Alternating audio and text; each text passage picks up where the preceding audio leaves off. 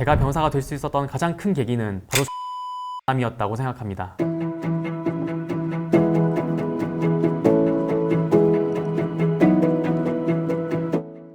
안녕하세요. 부동산 전문 변호사 나연호입니다.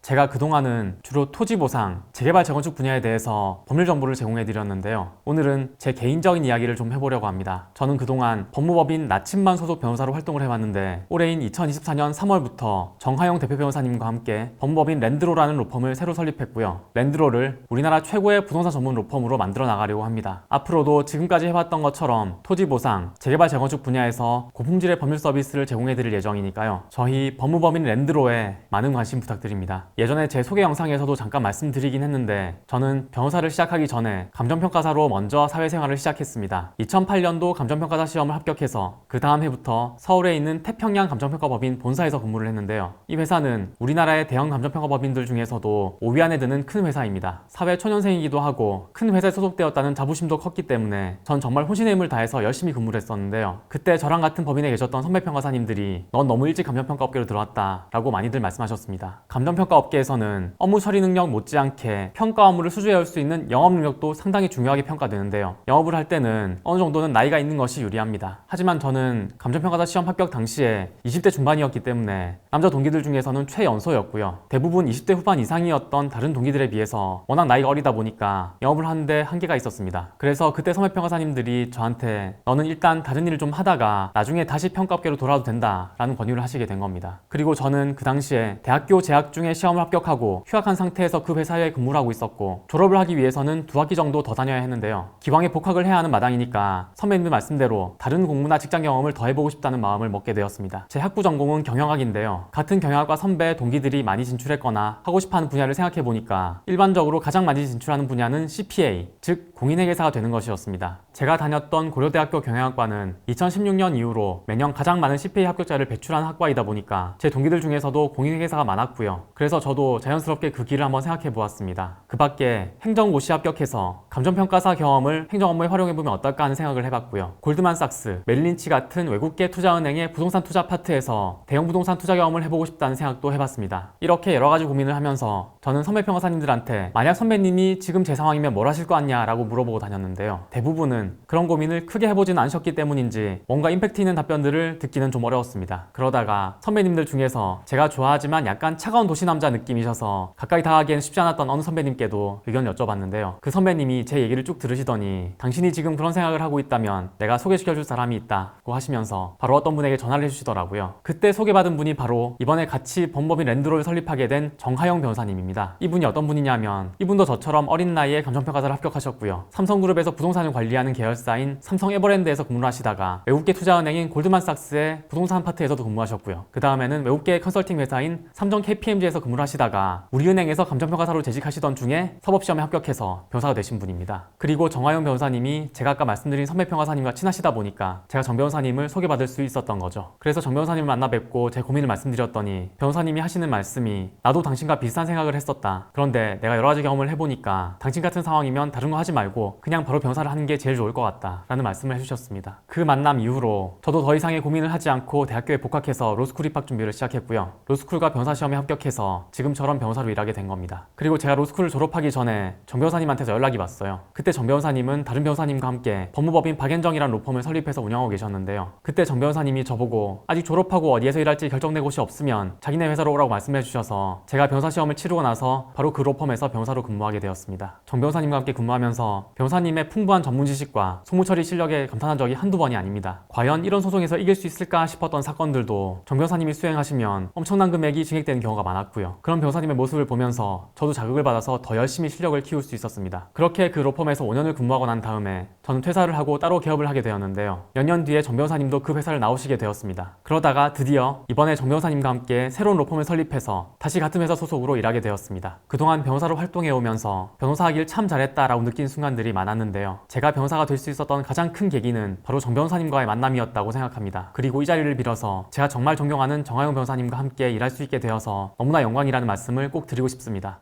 오늘은 제 이야기를 담은 영상을 준비했는데 어떠셨을까요? 제가 유튜브를 시작한 이후 처음으로 제 개인적인 얘기를 많이 하다 보니까 좀 쑥스럽긴 하지만 왠지 여러분들과 조금 더 가까워진 느낌인데요. 여러분들도 저를 너무 어렵게 생각하지 마시고요. 저희들 도움이 필요하신 분들은 주저하지 말고 연락 주시면 좋겠습니다. 그럼 이번 영상 여기까지고요. 또 좋은 영상으로 찾아뵙겠습니다. 감사합니다.